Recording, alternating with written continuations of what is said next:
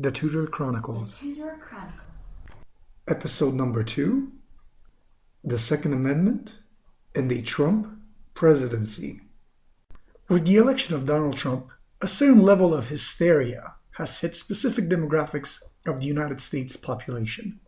Many political commentators on the left and very few on the right have described Trump as having an autocratic tendency, going so far as to draw parallels between him and Hitler. Within the citizenry, protests took place in the street with #NotMyPresident in force, exercising the right to protest in order to avoid a Trump presidency. More than likely, these protests will continue well into Trump's first mandate.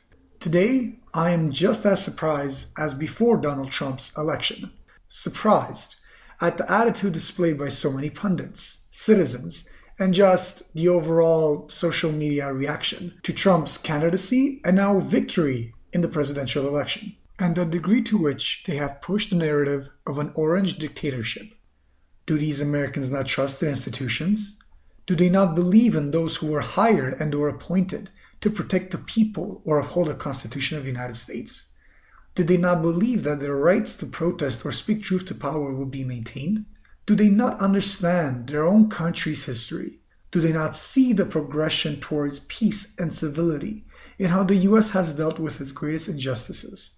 From the Civil War to the Civil Rights Movement to the more recent pro-LGBTQ decisions by the Supreme Court of the United States, the problem-solving approach in the Union has gotten to the point where it almost fully relies on civil discourse and has kicked violence to the curb. However, it is possible that some Americans just don't see this, that they are, if you will, stuck in their own bubble. So what can bring them peace of mind, or at the very least, personal protection to what they perceive as this new existential threat? The short answer is the Second Amendment. This is why the United States has this amendment. Although it has created many negative secondary effects, at its core, at its purpose, it is to protect the individual from tyranny, either from foreign sources or even its own government. So, in the extreme case that Donald Trump would start deporting Latinos and Muslims that have American citizenship, then yes, these citizens have all the right to put into action their Second Amendment.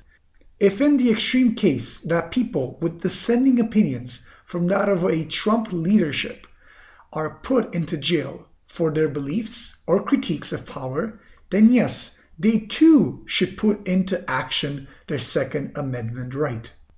It is also important to point out the irony here. In the gun control debate, one of the main arguments on the left was, there's no way your government will become tyrannical. Or we've also heard, the government won't come to take away your guns, dismissing the need for such a strong attachment to the right to protect oneself from the state by gun ownership. Yet today, those very same people that have mocked those that are afraid of potential governmental tyranny are protesting in the street against an elected president that they think will take away their rights as Americans. Hopefully, under this new perceived threat, the #NotMyPresident crowd can at the very least take some solace in knowing that the Second Amendment guarantees the right to protect themselves from the potential tyranny of a Trump presidency. Thanks for listening, and until next time, on The Tudor Chronicles. The Tudor Chronicles.